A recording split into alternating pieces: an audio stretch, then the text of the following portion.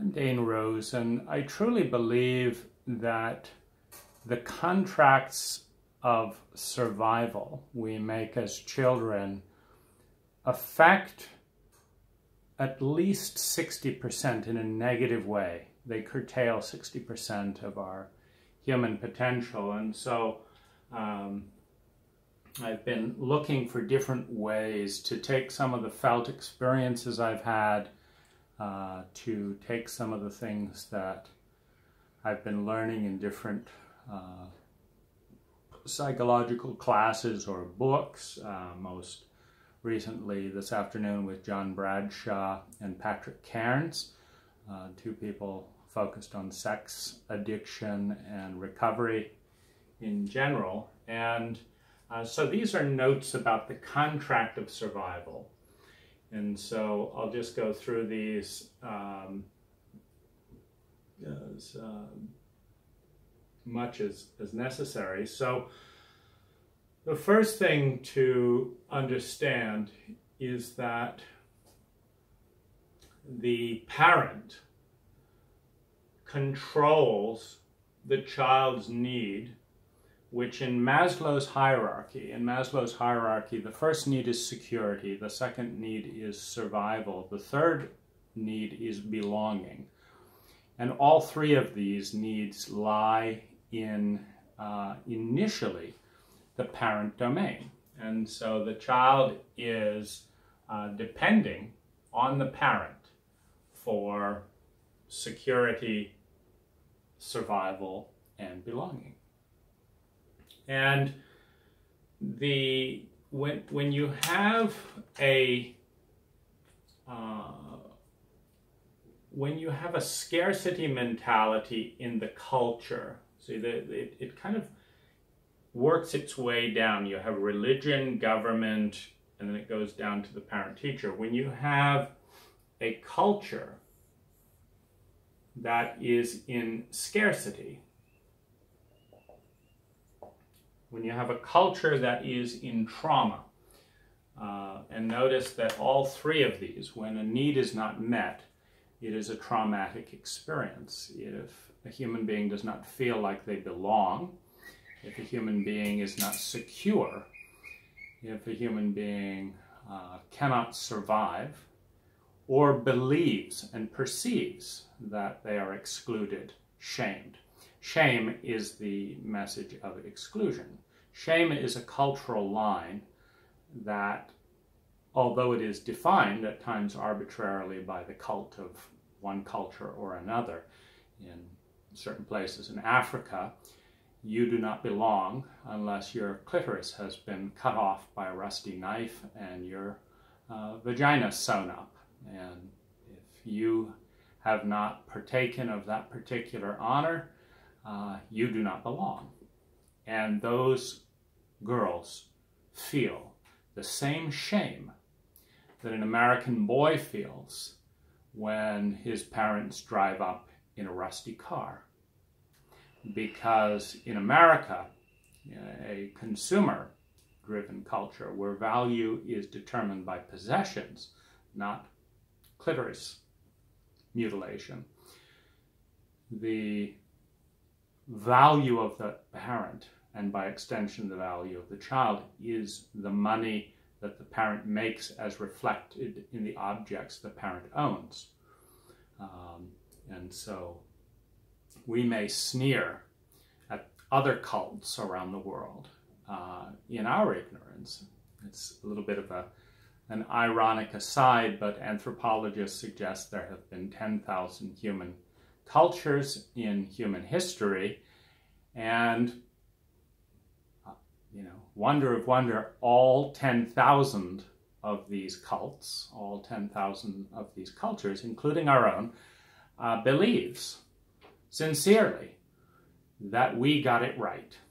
That the other cultures, oh, those clitoris mutilators, they're fools, but we know that whether someone drives a rusty Volkswagen or a Porsche, we know that that is, real solid determination of human value. We're much more, as all cults are, superior to the other cults who think otherwise. And so when a cult is based on trauma and scarcity, one of the things that is a natural byproduct of trauma is male chauvinism. And the reason for this is simple. In the root development from reptilian brain to human animal to human being to spiritual being, the brain stem, the oldest brain, is the reptilian brain. This is the fight, flight, freeze mechanism. Traumatized cultures, whether it's by the trauma of an inquisition, that literally, if you read the biographies around the Spanish Inquisition in Europe, I think there's one instance that comes to mind where one of the more virulent persecutors of the Inquisition is told by one of his lieutenants, it's often a he in a male chauvinistic culture, is told by one of his lieutenants, there are 6,000 Catholics in that town. Are you sure you want us to set fire to the entire town? They've surrounded it in a siege. And the person in the lead, as delegated by the Catholic Church, says, burn them all. God will be able to tell the difference. We don't have to worry ourselves with that. Just burn the entire town, including 6,000 of our own. And so when you have that kind of event, and this is not isolated. You know, we're still dealing with slavery in our own country. The shame and the trauma of slavery, the shame and the trauma of racism, because children are not idiots. Children who grow up realizing that if their skin is a different color, they're treated like shit, realize that humanity is not what's being honored, it's skin color. Humanity is not being honored, it's skin color. It's the same message that a young boy receives when he realizes that so-and-so's father has a Porsche and he's cool, and his dad has a rusty Volkswagen. He is in shame. It's not humanity that matters. It is money that matters. Every single message that something other matters more than humanity is a message of trauma, because we are all human beings. And we all get the very loud message. It's an act of sheer luck, manipulation, chance, or alliance that puts us on the side of the cult's delineation of you're in or you're out. And if you're out, if you're beyond the pale, which comes from the Irish boundary between the heathens and the Christians, the stone wall was the pale. If you're beyond the pale, if you're outside the culture's bound, you're nothing. You can be mown down like an animal in the same way that some of the first explorers of the Americas, we don't read about the hundreds of thousands of peaceful people in the Dominican Republic arena, in that group of islands, who were literally hacked to pieces, raped, men, women, and children with machetes, to send gold back to Spain. And you see, these traumas are intergenerational. They don't just disappear because I personally don't own a slave. They don't disappear because I'm not personally black. I just hear about the fact that my government thinks it's fine to give them worse schools, or not look into the deep psychology of shame, not look into the fact that when you tell an entire race for hundreds of years that they have no value except for the money that they provide, that this is an indignity, that this is a shame that is shared by everyone who witnesses it and does nothing, by everyone of all skin colors, because it is the humanity that takes the hit. It is the spirit that gets a spear in the heart. It says, you don't matter. Skin color matters. Race matters. Religious dogma matters. You, who you are, that essence of humanity does not matter. And when you have a society that is founded on scarcity and trauma, it is a society of exclusion. And whoever is in the external part that is not cool, that is not in crowd, and it's worth noting that cool, that most iconic of ideals in a Western cult, is on the low end of the sociopathic continuum. You have empathic, warm, and you have sociopathic, cool. We all want to be cool because in a dysfunctional environment, the cool people, the sociopathic people, don't seem to be affected by the level of barbarity. In Schindler's List, Schindler was cool. And the way within a sociopathic paradigm that Schindler was able to help so many Jews into hiding was by out-sociopathing his compatriots. You wouldn't want to waste your image on a mere Jew. It's demeaning to you as a German soldier to take pleasure in hurting this Jew because you're better than them. You shouldn't waste your time. So he out-sociopathed the sociopathic environment. And sociopathic environments reduce cultures and individuals to the reptilian brain state that is the traumatic mechanism of fight, flight, freeze. That's the only place that can handle that level of pain. And this brainstem awaits us as a foundation anytime we are surrounded by so much sociopathic abuse that the empathic human psyche cannot survive. It is a backup system that is not human, it is reptilian. When the human environment is so sociopathic that only a reptile could survive, millions of years of evolution get pushed back and we become like reptiles again.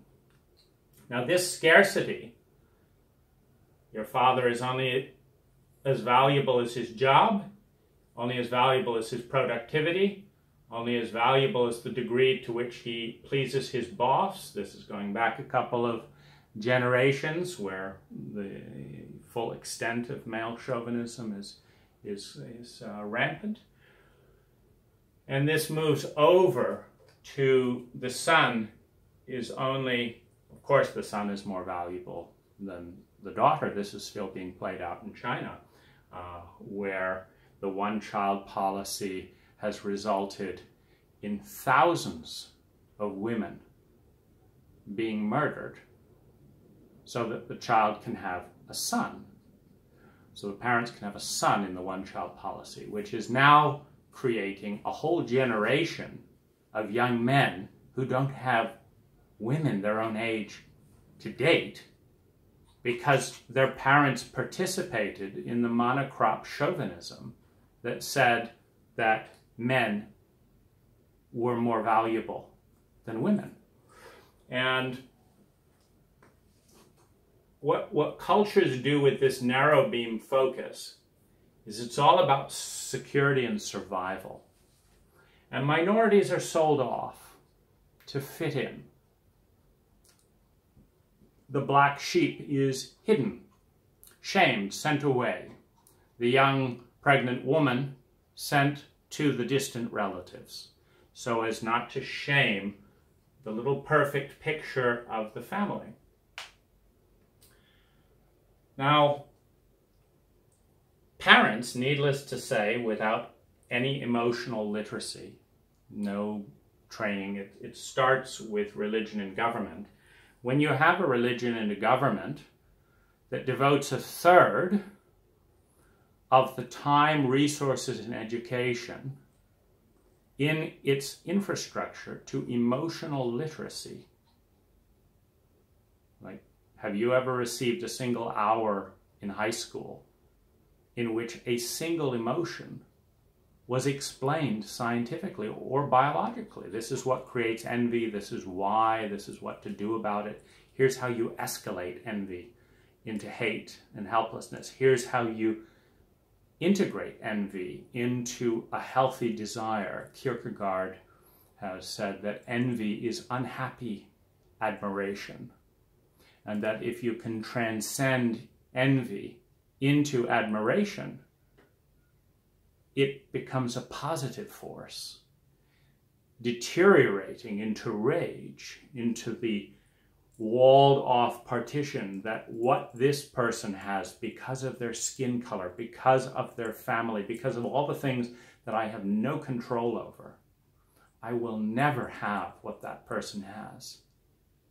Rage, a deterioration of envy, unhappy admiration moving into healthy admiration and emulation, propelling a culture forward. Have you learned a single hour in this cult that is called Western civilization, that is putting on a pedestal rationalistic, reductionistic, Cartesian,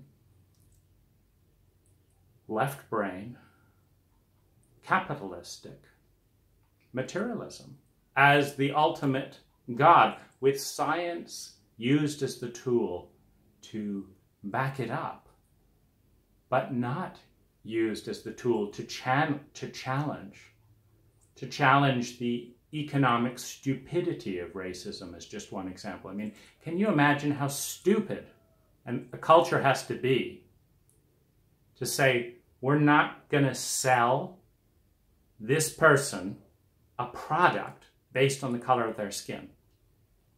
That's how dumb we are. That's how dumb we are. That generations of our culture thought that was a good idea. Hurt oneself to turn away a customer in order to perpetuate the trauma and stupidity of racism. I mean, this is not some far-off, distant thing. This is our mothers, our grandmothers. If you travel around the world, there are still people doing this today.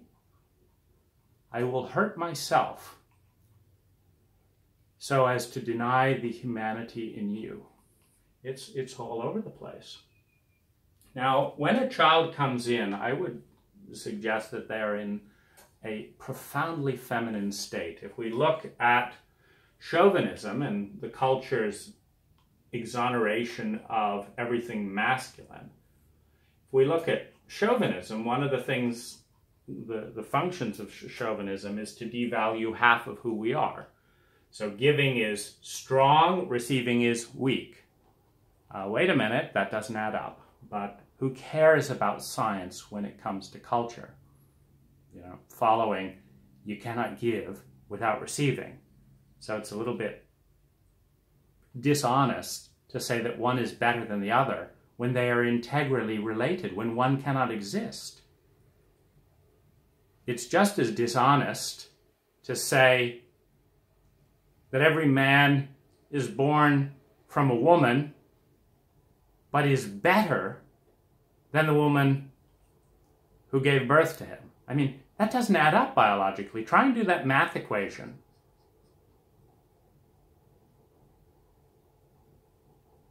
So 1 plus 1 equals 2, and 2 is better then 1 plus 1. You delete either one of the 1's and the 2 doesn't exist. So where's the flaky math that comes up with this crap that says men are better than women, but they don't exist without women? This is absurd science.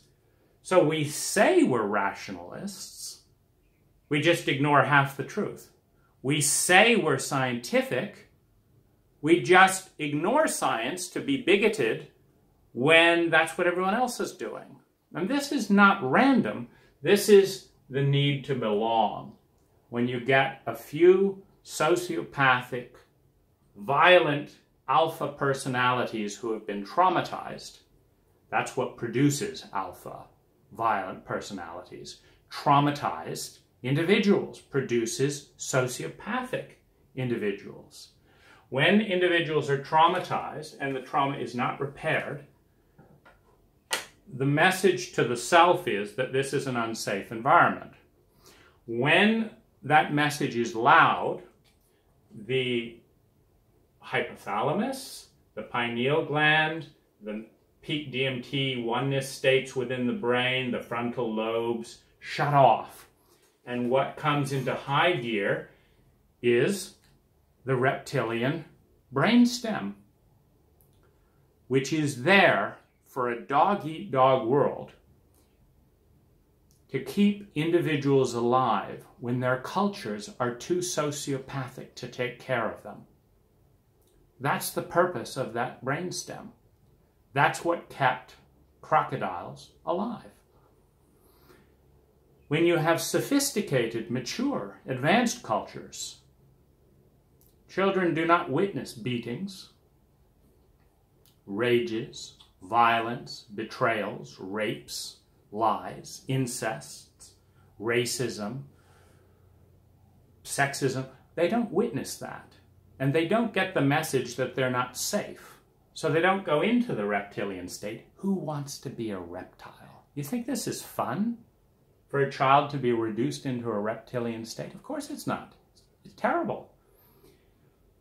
When a culture is not doing its job well, a percentage of its citizens will be reduced into primary reptilian function, which only happens when there is so much harm without repair that the individual ego has the very clear message that if I don't become a reptile and start behaving in fight, fight, flight, I'm going to die. That's how bad it has to get for a child to be reduced into a reptilian state. And the fact that we reduce a noticeable percentage of our population into PTSD and reptilian states is a symptom, not that there's anything wrong with those babies. Nature produces 98, 99.8% healthy seeds. Doesn't matter the arena. Go to a plant produced by nature, scatter its seeds on good soil, and you'll have 98 to 99.9% healthy germination. None of those seeds will survive in a desert. It's not about the seed. It's not about the embryo. It's not about the newborn child. What we're talking about when we look at the statistics of autism, Asperger's, ADHD, we're talking about major traumas that sensitive children are picking up that the culture is in flat-out denial of. Because one of the big games that our culture plays in its scarcity mentality is it says, we're all going to agree to focus on this. What does your car look like? What does your watch look like? What's your bank account look like? How symmetrical is your face? How big are your breasts? Okay. These are inside the cultural norm. What we're not going to look at is your vibe. We're not going to look at your sensitivity. We're not going to look at your feminine side. We're not, or if we do, we're going to poke fun at it and diminish it. We're not going to look at your psychic intuitive side. We're not going to look at your biology. We're not going to look at your whole emotional self. We're not going to look at 85% of what matters to you.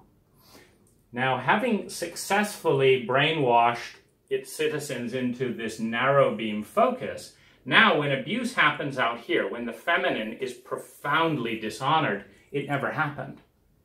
Why didn't it happen? Because we're not focused on that. And anyone who looks outside the guardrails of vision that every cult provides for its citizens is shamed and ostracized. You're talking about incest in a party? No more parties for you. I thought it was an intelligent thing to talk about. I heard about it from my cousin this morning. Then 2 weeks ago, my best friend's daughter suggested that my best friend may be molesting her. I don't know what to do about it. It seems like we should talk about it. No more parties for you. So we punish everyone who looks outside of the culturally framed view. So then you come over to the parent who is traumatized. Both my parents had PTSD. My father was raised by an alcoholic therapist and a World War II veteran with a tank shell in his knee who was incredibly violent. My mother was raised by a woman that couldn't connect with her feelings, and a father that was so sleazy that when I met him, I felt creepy just being around him. My mother was emotionally 4 years old, and that's her current primary age. My father, who just died, was primarily in the 6 to 8 year old range. Both of them felt emotionally paralyzed with the responsibilities of what to do in this culture, different strategies for coping with it. They have 5 children, and of course, pass the PTSD on to the next generation.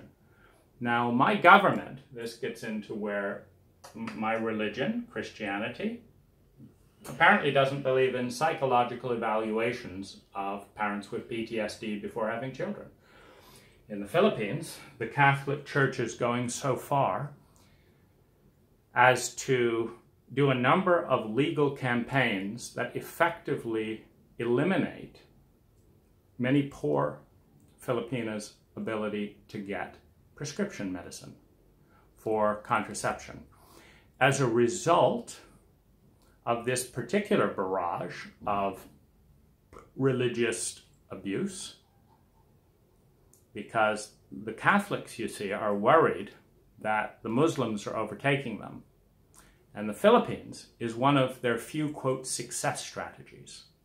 So 5 to 10 children in the Philippines, by passing laws that require poor people to get a medical prescription just to get contraceptives. You know, and the contraceptive, $1. The medical prescription, $20. That's a week's salary. So if we can just barrage these women with hassles and keep up with the Muslims, if we can just betray the children, I say betray because in talking with these women, I hear horrendous stories of fathers primarily, but also mothers, brutalizing the children they cannot take care of. They're literally drowning in stuff they can't deal with. And their church is just driving it into them. This is what God wants. This is what God wants. Well, we were the last guardian of the Philippines. Did we take a stand for those people as an America, or did we sell them out to the Catholic Church?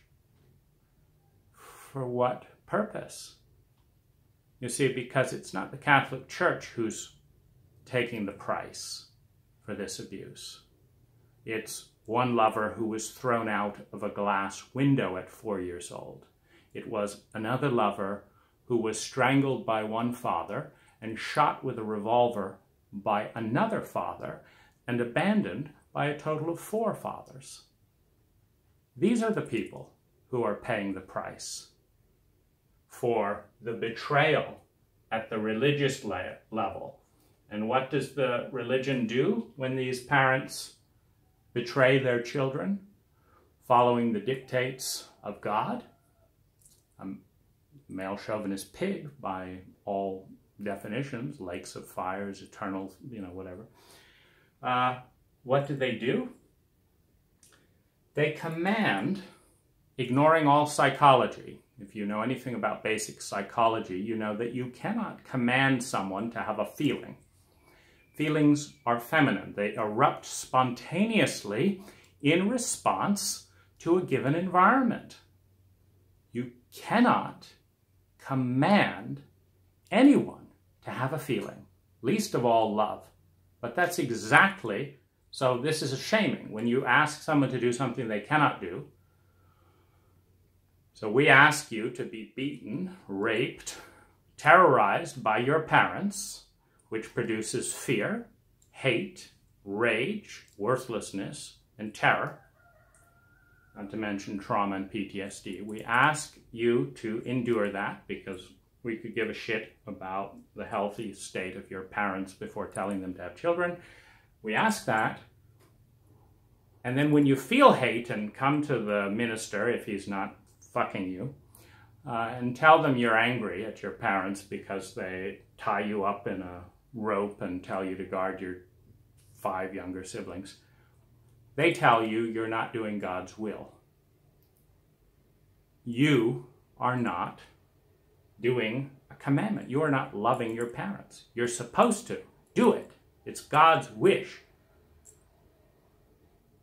How the fuck do you deal with this? So when you're betrayed by your religion, and then you're betrayed by your government, who doesn't want to have psych exams for incompetent parenting, because whoever votes for that, it's not politically savvy, is it? When most of the population is incompetent from generations of incompetence, is it politically savvy to say we're going to require a psych exam of all you rich billionaires and all that before you have sex with your children, abandon them, treat them that they're like shit and all that, the way it's been going on for some time? We're actually going to require a psychological evaluation, whether you have the money, whether you have the time, etc., to do a good job and learn basic parenting skills. Who's going to vote for that?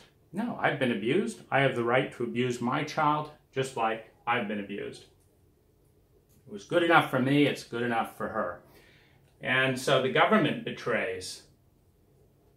And let's not stop just by the negation of the long-term effects of child abuse. Feletti, who did the Adverse Childhood Experience study, did so against enormous pressure. A few decades ago, the average estimates for incest were 1 in 4 million girls, and the male psychologists that wrote the paper all agreed that it was probably beneficial for the incest survivors because it would expose them early on to male affection and prepare them for later life. These are the same mindsets that are participating in any number of government policies, whether it's sending us off to terrorize huge parts of the world in the war against terror. It makes no sense. So when you have a government that's this fucked up, and in our government, if you fail, you are a loser. In our culture, if you fail, you are a loser. And there's very little support, unlike certain other cultures, such as Denmark, a socialist democracy, where the statistics are off the chart in a positive direction. We don't have that. So it starts with religion, it moves down to government, then it goes to parent and teacher. Then it goes down to therapist, boss, lover, friends, and self, and the self fighting the self. Now, when you have incompetent parents, it's hard work. It's hard work to raise a child, period. Very hard work. It's potentially a profoundly transcendent and spiritually evolving experience. But it's hard work. And it's even harder work when you're abusing your child, because all your abuse bounces back. You traumatize your child pre-language, suddenly they have nightmares, bedwetting, PTSD, dyslexia, and all that. Now, I don't traumatize my child. I look at the big flat TV screen in which they're watching violent things. Look at all the video games I buy them in which they shoot up people. Look at all the hostility in this household that we carefully mask as we go and discreetly have affairs with other people to have our revenge. You know, this is not an abusive household. The level of denial just moves down the power structure.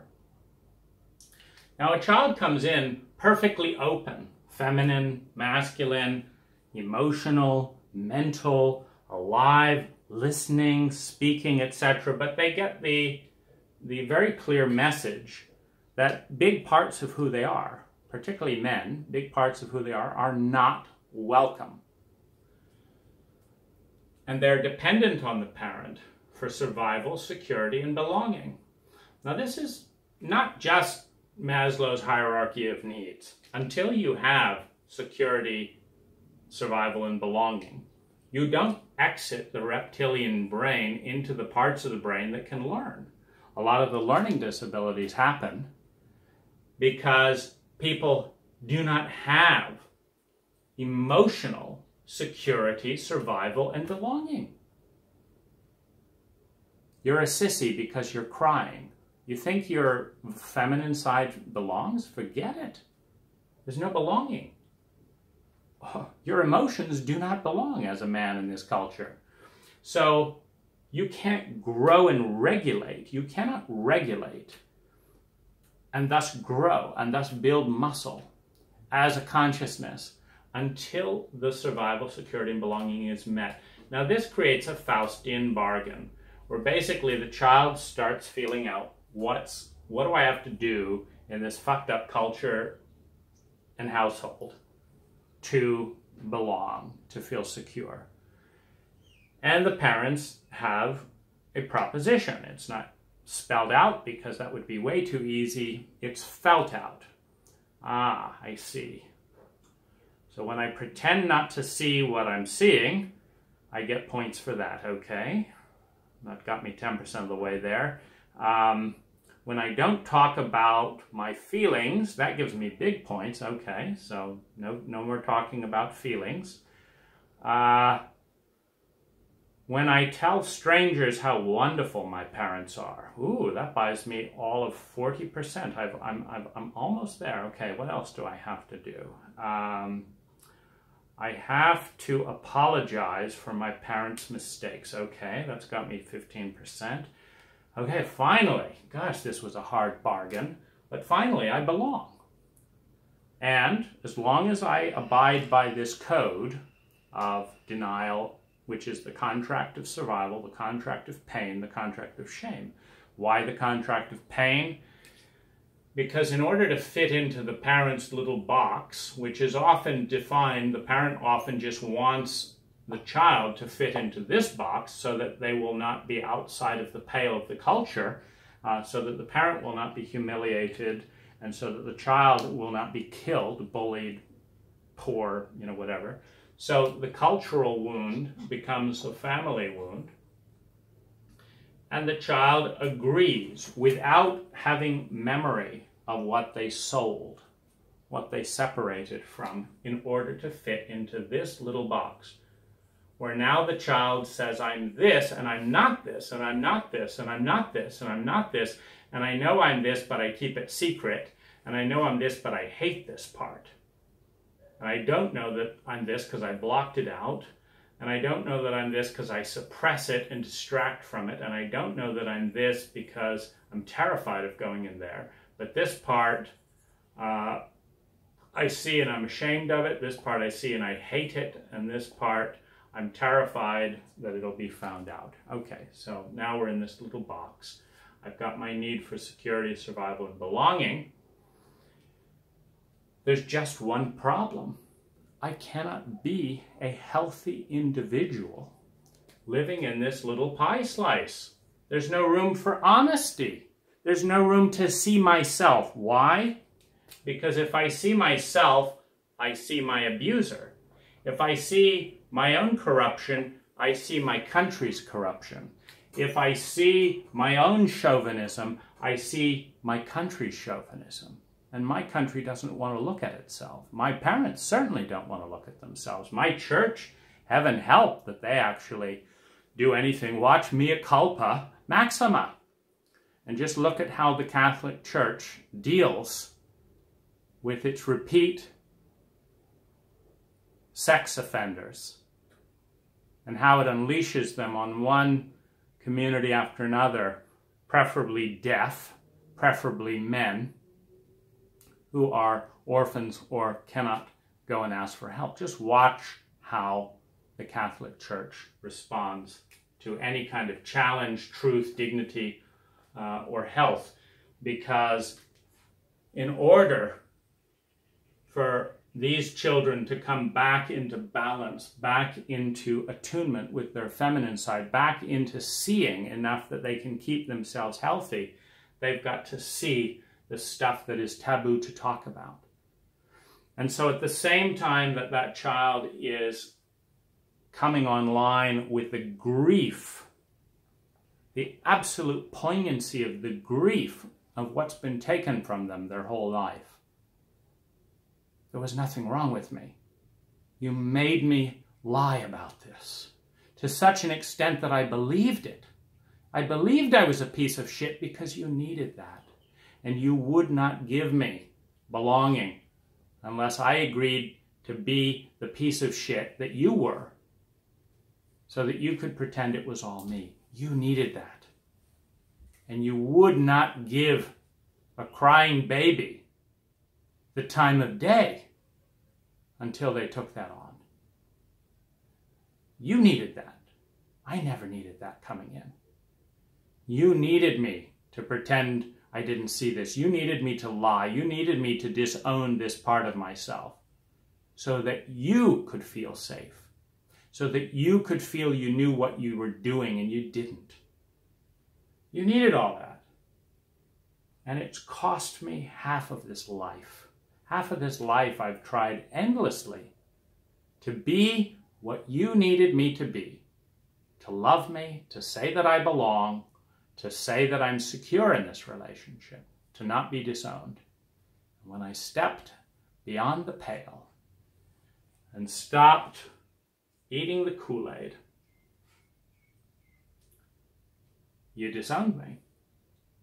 The contract with the culture, secrecy, inauthenticity, I will carry your inadequacy. The culture is inadequate.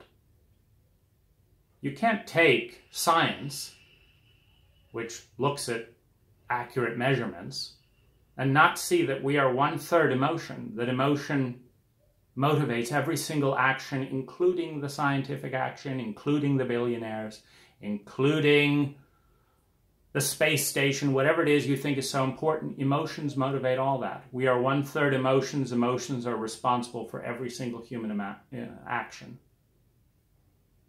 It is not scientific to go into adulthood in a cult that systematically taboos all deep emotion.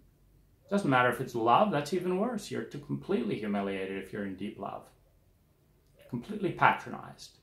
This culture is terrified of deep emotions and refuses to understand a goddamn thing about them. Okay? You have to keep your emotions secret. That means you have to be inauthentic. This is a dysfunctional system. But if you talk about that, you will be attacked within a culture that doesn't like to look at its own shit. So if you want to keep your job, you want to keep your friends, you want to be attracted, you keep this secret. You pretend to be happy and cheerful and positive, and you say, I'm in a wonderful culture. Wonderful. Because children grow up signing these contracts at such a young age where they would literally be dead or feel they would be dead if they broke the contract. If you've ever been a 6-year-old child and met the full hate of an adult parent who is terrified of you and who is projecting every ounce of their pain onto you, a 6-year-old little girl or a 6-year-old little boy. And they do not and cannot own one iota of that rage. It is all blamed on that child. If you've ever experienced that as a 5, 6-year-old little girl or little boy, it is a trauma that takes you right out of the body. Now, the trouble when you go way out of the body, so here's your body, you get knocked by these traumas way out here. Well, now you've got a dissociated part that is so terrified and dangerous, it severs connection with consciousness. It's no longer conscious. So what's the problem with that? Well, you go to therapy and you consciously do all this work and and you love yourself and you forgive yourself, and it doesn't touch this bit up there at all. Well, what's the problem with that? Therapists are incredibly inept.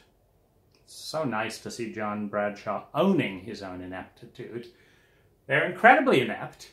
Nobody taught them about dissociation and stuff like that. And so I can do $150,000 of work with 30 practitioners and not one of them deals with trauma or helps me understand the traumatic mechanism. I can traumatize and be traumatized by 30 lovers within the high community, and not one of them talks about trauma, while we are traumatizing one another. That's how illiterate we are. And these are the hip, consciousness-oriented personal growth types.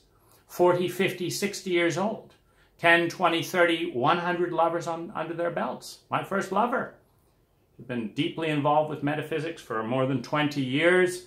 Had over 100 lovers. I thought she should be someone who knows her stuff. No, not a thing about trauma. Not a thing. As she traumatizes me. As she is traumatized. Not a thing. Blind spot. We can't talk about depth in our culture. But we can't complain. See, the culture has all kinds of stuff to and it invents words. That's self-pity, that's blame, that's this, etc. Whatever it is, let's turn the attention away from the inadequacy of the culture and the parenting protocol, and let's turn it back on this little boy. Why do you think you're having these nightmares, little boy? Do you know it's wrong to wet your bed? You are causing a lot of problems for your mother. We don't know what to do with you. Let's turn all the attention on the little boy and make it very clear that it's all his fault. Nothing wrong with a fucked up culture. Heavens no, this is the greatest culture that's ever been. Look at all the Frigidaires we have. Look at all the microwaves. Look at the size of the TVs in this country. Are you kidding me? A fucked up culture? You got to, when you were born, there weren't even TVs. Now you've got 85-inch TVs. Look at how far we've come. Yeah, I think we're in about, 2000 BC in emotional literacy? How about some emotional evolution? Well, we don't deal with that because that's feminine. We're too chauvinistic to even admit we're chauvinistic. So we don't deal with that. But come on, let's watch some TV together. When this is drilled in this deeply by every single thing, and it was a huge eye-opener for me to realize all the different ways I tried to communicate the abuse going on all kinds of levels. Psychically, physically, sexually, emotionally. Growing up in my New Age spiritual circles. And each of the ways the different teachers betrayed me, each of the ways the different parents betrayed me, each of the ways the school therapist betrayed me, each of the ways that the adults and friends around me betrayed them, all pointing back, don't go into that hidden terrain. Don't go into that hidden terrain or we'll punish you, or you're a bad person. When I realize the level of betrayal, it's no mystery why it's absolutely terrifying to go against one's entire world, one's entire survival infrastructure. It's no mystery. Since you were dealing with 30-foot giants at 2 years old, you're told not to go into this terrain.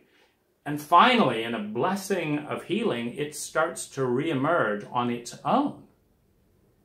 And at the moment when this grief hits you, and this rage hits you, and this terror hits you, that's been denied for 40 fucking years, do you get support? No. You get new shame and ostracization from all corners. Don't you look at that. Your parents were a good parent. Why are you bringing this up now? Stop being in the past. Don't deal with that. You get a barrage of semi-psychological, quasi-scientific, new age mumbo-jumbo therapists telling you we've got no more time, the session is up. Just come back and you can talk about it, I guess, in another couple of weeks for an hour, but I don't want to get into it. You've got no one getting what a big deal this is. Which is why, in the last 10 years, as this has been emerging, I've been at war with myself. Because way down at the end of this, where your religion has betrayed you, your government has betrayed you, your parents and teachers have betrayed you, your boss and your therapist have betrayed you, your lovers betrayed you, your friends have all told you, don't go in there. You've got the self, that sliver of authenticity that could not be killed despite all of this massive level of abuse. You just couldn't finally get the spear all the way in. And it's trying to speak. But now there's an internal abuser. The last, and in many cases, the biggest enemy is the coping mechanism that learned it doesn't matter what's true. It doesn't matter what you feel. It doesn't matter what you want. All that matters is not angering the entire rest of the world to such a degree that they kill you. That's what matters. And this is a big deal, by the way. I feel very fortunate as a contractor that I can play around with this. What does playing around with it mean? When I talk, clients say, hey, how you doing, Dane? And I say, well, I'm dealing with major trauma because my therapist sexually, spiritually abused me with psychedelics, and I don't know what the fuck to do about it. And they're all punishing me. They've discontinued my email accounts, this and that and the other. They're like, well, that sounds difficult, but could we get back to the landscape here? We've got important things going on here, like our outdoor lighting. And yeah, I don't think we can recommend you to our friend. It's a little bit uncomfortable dealing with you because you actually talk about feelings. You actually answer our questions we didn't actually want to know. We thought you were kind of hip and sociopathic like most of the business community in our culture. It was polite, you didn't get it. So yeah, we're going to find another person who doesn't actually tell us how they're feeling because we feel more comfortable that way. So off you go. Or we're going to start patronizing you. Why not do that? Or suddenly, rather than just hurling money at you for being sociopathic and masculine, we're going to be cautious with our money. And I've watched it. It's a 30% hit, by the way. If you want to be feminine in this culture, 30% hit, if you're a man. The more emotional you are, the more sensitive you are, the more caring you have about people's feelings rather than their stuff and their money. Bing, 30% down. That's how much I notice I get hit in a combination of getting fired, criticized, patronized, and just looking at the net profit on different jobs. If I want to make a lot of money, I block all my feelings. I put on a cheerful attitude. I be professional. That's what that means in this country, is block everything off and focus on efficiency. Be completely masculine, and I'm very good at it, so it's not a problem. Anytime I need to make lots of money, I can just do that. It's just a complete sellout. It's part of the contract. It's the same contract. You got to be like this, or you don't belong. You got to be like this or you won't survive. You got to be like this or you will have no security.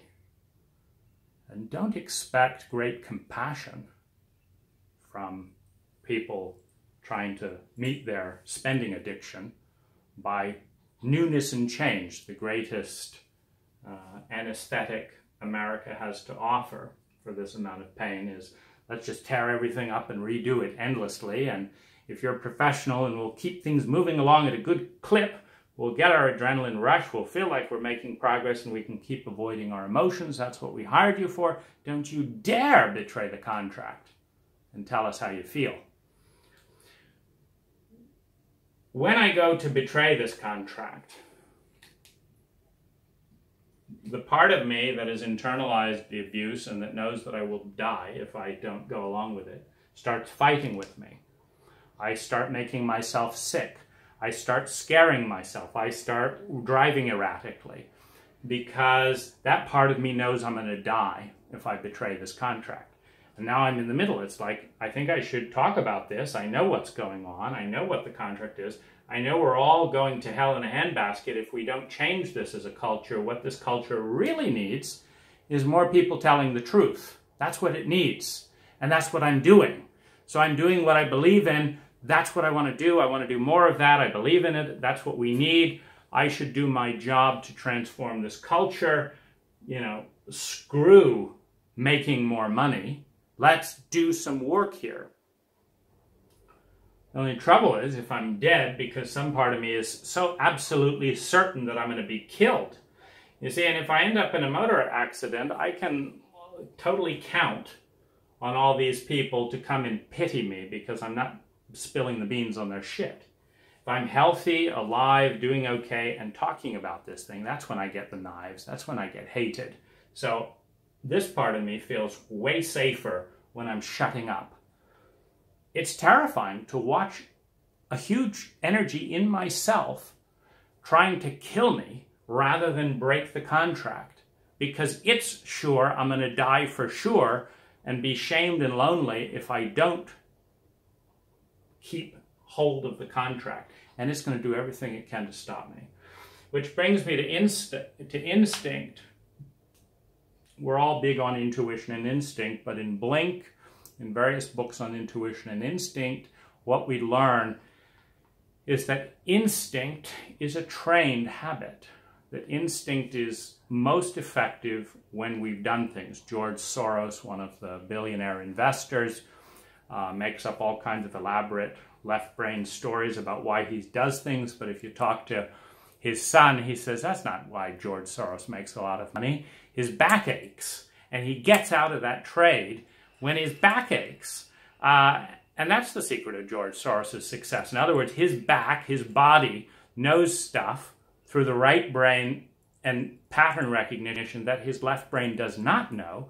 And George, as many successful people do in their field, whether it's Buffett or someone else, George listens to his back. And when his back is killing him, he gets out of that deal. Then, once he's out of that deal, he has the financial training to come up with an elaborate story about why he got out of the deal that doesn't sound so dumb in a chauvinistic culture. You see, in an intelligent culture, you'd have people learning to listen to their body in financial school. You'd say, okay, one of the leading traders in the world listens to his back. That's how he makes his trades. We should study somatic integration in financial colleges. Hell no. No. Not only that, we would humiliate George to the end of his days if he talked about the truth that he listens to his back because his left brain is too dumb to see the patterns his body sees. No. The reason George is given accolades is not because of his back. It's because he won, he got the material goods, and because he can talk your ear off about endless patterns of financial allocation and bond ratios, etc., that sound so sophisticated that no one's going to challenge him. But they're just stuff he makes up to explain what his back is telling him. You see? This is how chauvinistic we are.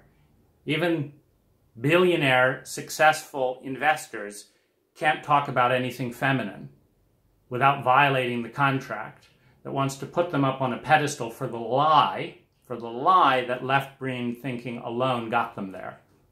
That's not what got them there. It's not what gets most people there. Left-brain thinking doesn't get most people there. But we're going to do that exclusively in schools anyway, completely unscientific. We don't care what actually works. We're going to teach our dogma because we don't care about our children.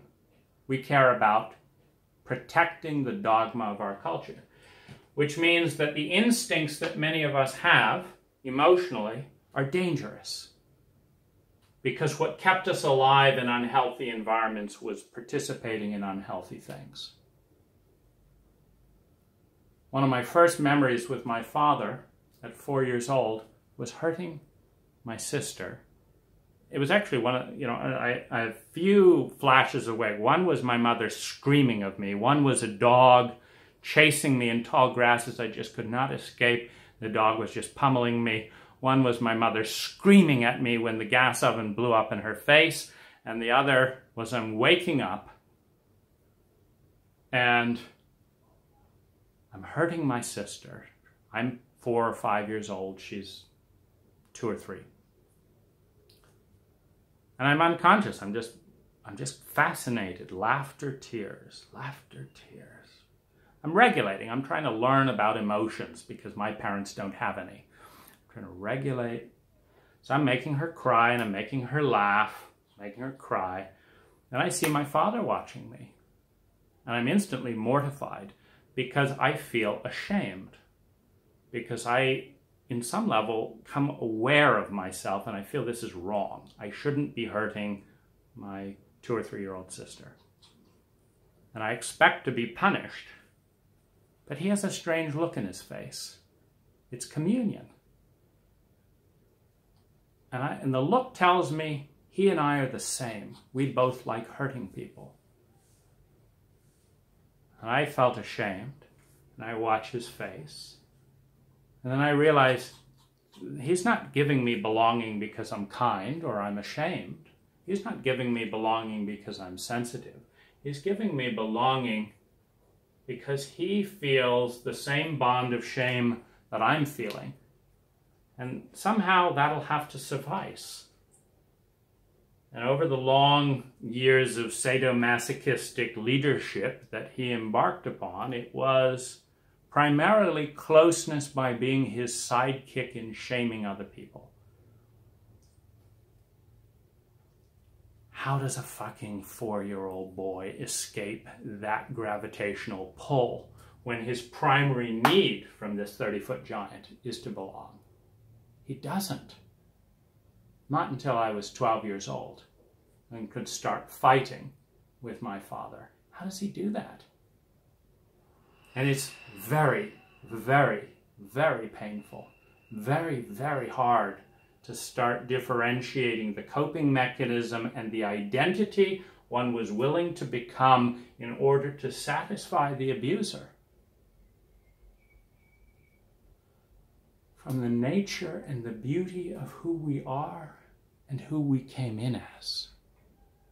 You and I are not monsters, and neither was my father. But the enmeshment with the abusive identity is inevitable in a sociopathic environment in which there is collusion in masking the disease. Back in 1980, Ronald Reagan tried to shame the homosexual community by suggesting that AIDS was their fault and therefore not anything to respond to. AIDS was not a United States issue. It was a gay issue. The result, hundreds of thousands, if not millions, more heterosexual people contracted the disease because rather than using science and efficacious epidemic control, shame, stupidity and ignorance was used for political purposes. After 15 years of varying blind spots, negligence, etc., in which I'm induced into a suicidal depression after repeat traumatization and re-traumatization and not knowing how to get out of it, I hire Peter Sandhill. And when he, through a series of blind spots, poor training, etc., uses his influence to ask me to sign a new contract to protect his blind spots and ego and harm myself in order to receive his love. And I bring that pattern to Jason Weston. Jason Weston is very clear that this is not a high issue. It's never been owned as a high issue. How many individuals are being sold down the tubes for the same stupidity, starting with Reagan? It works its way down the power structures. And see, here's the thing to know. You are a chauvinist. You are an abuser. You are a sociopath. Regularly enter the sociopathic state. Unless you figure out the game and give it back to the people, to the groups that gave it to you.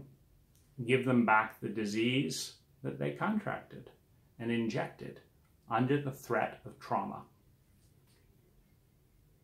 You don't get to be brought up in a sociopathic religion by a sociopathic government, by ill-trained parents with PTSD without catching any of the diseases that are rampant within our culture. Loneliness, shame, self-loathing, violence, male chauvinism, incest, abuse, tormenting, torture, psychological numbing, addiction. These are our viruses. The viruses produced by an imbalanced, scarce culture coping with trauma and not willing to look at itself. The response is, of course, to bring in scientific diagnosis, take the shame out of it, and start directing resources towards healing and telling the truth. You cannot cure a person with AIDS until you've done a diagnosis and give them the proper treatment. You cannot cure a broken bone until you've given a diagnosis and set the bone. You cannot cure systemic PTSD until you have a diagnosis and a protocol that works. You cannot heal shame by asking your participant to hide your secrets for you and punishing them when they do not. That is how shame spreads. It is a virus. It dwells in secrecy. It dwells in communication controls. It dwells in betrayals and messages from leadership. The government blames its veterans, not itself. And those veterans are killing themselves, addicting the community, raping people, etc. It is a contagion initiated by the inhumanity in Vietnam, but perpetuated by the systematic denial. It is the same pattern, and it trickles down unless it is fought. I am not having children because I do not trust that I know enough, given that I've been raised in this culture, to not do what's been done to me to my children.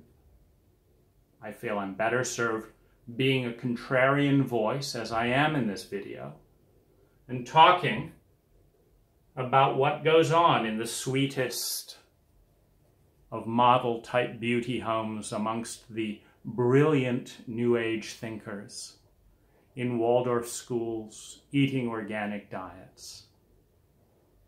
It is male chauvinism that thinks that a vegetarian diet is a supplement for having emotional attachment and the ability to communicate healthy feelings. It is male chauvinism that thinks that calling something love is an effective substitute for caring enough about someone else to see them clearly and understand your impact. I've been told by all the facilitators how much they love me. Anne said she loved me more than she's loved anyone except her own family. Now, this would, of course, be wonderful if this was listening to my experience and taking a stand for my protection, health, and well-being at the expense of her own agendas and attachments, because I would have felt loved as it was. My experience is that far from my feelings being important, what was important is that Anne be able to tell herself how loving she was, while not being willing to do the very basic ethical things, beginning with when I asked for help, responding or seeking that help, continuing with championing to get me into the workshop when she wanted to leave me mid traumatic episode to go teach a workshop on love. Continuing by being willing to tell the community and out her peers rather than participate in a cover-up for the greater good, not my good. Whose good? Who benefits that you're hearing this from me rather than hearing it from Anne? Because if you heard of it from Anne, you'd know that you had one safe person within the clique. No, you're not hearing this from the board. You're not hearing this from Anne. You're not hearing this from a single facilitator. You're hearing this from me. And far from welcoming my voice into the circle, I've never been invited to a meeting. Meetings that have been held ad infinitum with everyone except me. My voice is distinctly unwelcome because I've broken the contract. I'm talking about the abuse in the community.